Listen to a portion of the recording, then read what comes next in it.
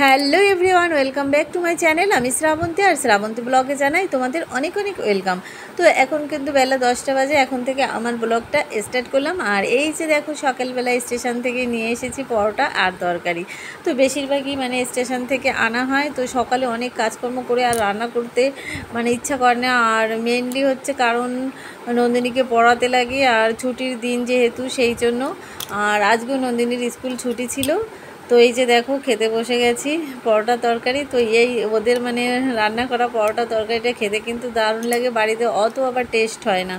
আর তারপরে দেখো, এই যে আমাদের আজকে নারকেল গাছে নারকেল ডাব এসব পাড়া হবে, তো ওই যে দেখো গাছে উঠছে।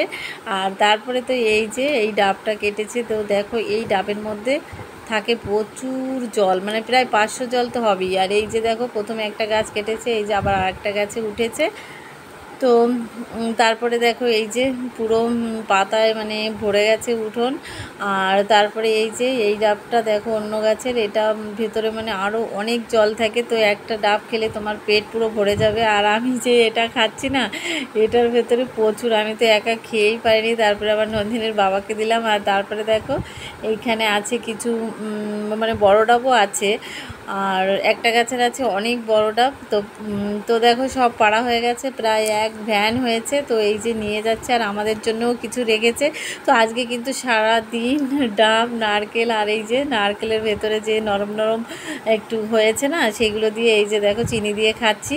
তারপরে তো আমি চলে এলাম রান্না করতে। তো আজকে রান্না করব দেখো, এই যে পাট শাক দিয়ে মাছের ঝোল করেছি। আর ঝোলটা কিন্তু হয়ে গেছে। আর এই যে চিকেন রান্না করব, চিকেনটা এই যে কষানো প্রায় হয়ে গেছে।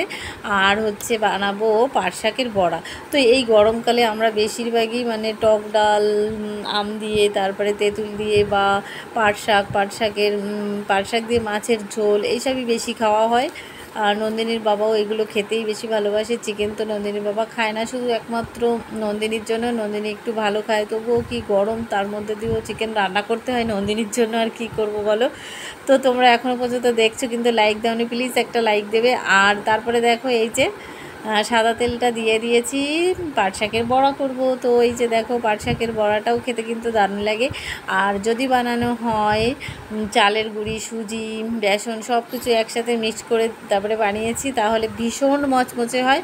আমার তো এই মচমচে হলে ভীষণ ভালো লাগে খেতে। আর এমনি নরম নরম হলে, শুধু বেসন দিয়ে করলে দেখবে একদম নরম হয়, সেটা খেতে একদমই ভালো লাগে না। তো এই যে বড়াটা হয়ে গেছে। আর তারপরে দেখো, এই যে দুপুরের মেনু সাজিয়েছি, চিকেন আর মাছের ঝোল আর পাট শাকের বড়া। তো এটা আজকে আমার দুপুরের লাঞ্চ মেনু। আর তারপরে লাঞ্চ তো হয়ে গেল, তারপরে চলে গেলাম এই দেখো বিকেলবেলায় ছাদে। আমার এই যে একটা গাছে দেখো নয়নতারা হয়েছে। আর তারপরে তো এই যে সন্ধ্যাবেলায় ইভিনিং স্ন্যাক্স কিছু একটা খেতে ইচ্ছা করছে, তো প্রচণ্ড গরম, তার মধ্যে দিয়েও দেখো আমি বানিয়েছি, কি বলে এটাকে, পেঁয়াজি। আর এই যে পেঁয়াজি দিয়ে সস দিয়ে খাবো, তো কী আর করবো। আর এই যে দেখো, নন্দিনীর জন্য ম্যাগি করেছি। আর তারপরে তো সন্ধ্যা 7:30 বেজে গেছে, চা বানাচ্ছি। নন্দিনীর ম্যাডাম পড়াতে চলে এসেছে। তো এই যে আদা দিয়ে চা করলাম। তো এই যে এক কাপই করেছি। তো আমরা তো বিকেলবেলা ওইসব পকোড়া টকোড়া খেয়েছি, সেই জন্য আমাদের জন্য আর করা হয়নি, নন্দিনীর ম্যাডামের জন্যই শুধু করেছি। আর তারপরে এই যে আবার আটাটা অনেক দিনের ছিল, একটু ভালো করে চেলে নিলাম। আর তারপরে তো দেখো, এই যে এখন মাত্র দুটো 4টে বানাবো রুটি, আর একটা এক্সট্রা হয়ে গেছে।